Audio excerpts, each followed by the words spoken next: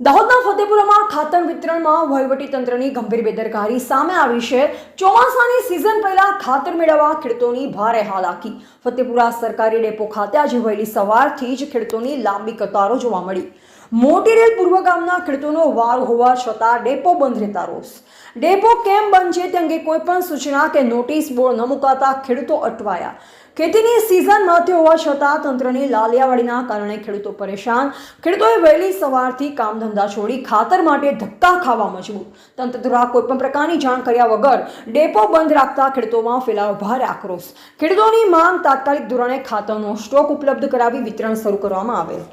हाँ, सवार में 7 वाग्याना अमे खातर लेवा माटे आवेला। खातर नो कोई बोर्ड मारलो नथी, कई करलू नथी। अमने शू खबर के खातर नथी के हुं छे टस्टिक पड़े, अमने पाणी ने मळतुं नथी। बजार ने अंदर शू करवानुं?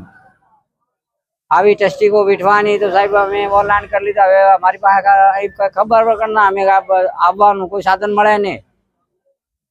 ताप वीठीने आववानुं तो तमे कईनी जाण करली होय तो ना आवीए, शांत राखीए। समा थावरा बारिया।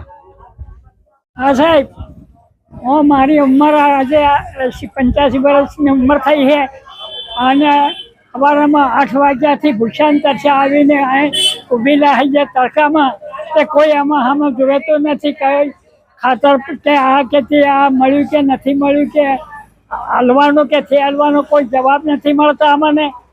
અને આ કેટલા આખા 500,000 માણસ ના માથે ઊભી લે છે રોડ ઉપર અને આ તડકામાં વગર પાણીએ ને એમ તો કોઈ અમને જોતો નથી ને કોઈ પાછું કરી શકતો નથી।